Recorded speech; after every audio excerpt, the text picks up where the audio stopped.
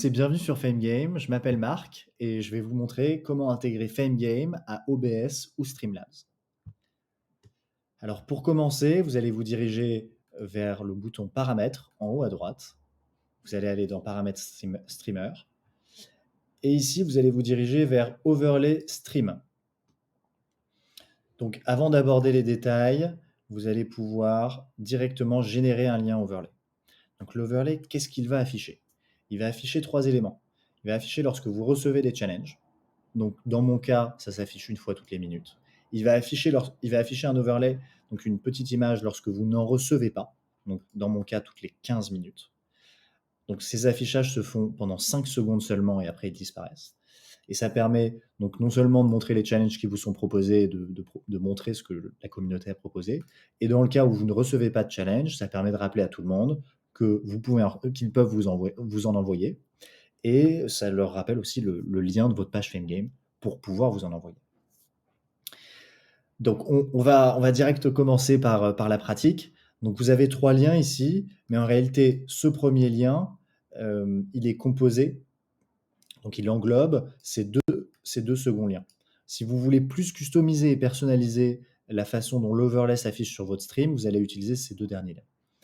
Donc je vais vous montrer très rapidement. Je vais copier ce premier lien, je vais aller sur OBS et donc je vais le créer. Donc vous allez sur le bouton plus, vous allez dans navigateur, ici vous allez donner un nom et vous allez pouvoir ajouter le lien ici. Donc si vous utilisez le premier lien, vous allez le mettre en 1920 par 1080. Tout est marqué sur le site internet. Donc dans mon cas c'est déjà fait. Il est juste là.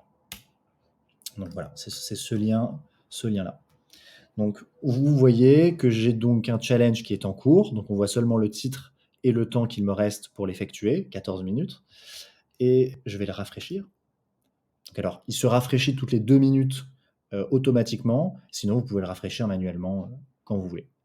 Et donc là, on ne le voit pas vraiment, mais il n'y a pas de challenge qui m'ont été envoyés. Donc, pas de challenge qui sont actifs. Mais ça rappelle quand même le lien de ma page de streamer. Et ça me donne même un QR code qui me permet de scanner en tant que viewer et d'arriver sur votre page FameGame pour vous envoyer des challenges. Donc ça, c'est le premier lien, qui est le lien le plus simple. Sinon, vous avez 2 autres liens qui décomposent les challenges proposés et les challenges acceptés. Donc les challenges proposés, c'est la partie du haut. Et donc c'est aussi, lorsque vous ne recevez pas de challenge, ça montre donc ce fameux lien et toutes les informations pour vous envoyer des challenges. On va le rafraîchir. Vous avez vu ici, je peux le bouger comme je l'entends. Et on a la partie du bas ici, pareil, que je peux placer comme je l'entends. Donc voilà. Voilà, l'idée, c'est de pouvoir réellement bien customiser et personnaliser la façon dont s'affiche l'overlay sur votre stream. Donc ça, c'était pour la première étape.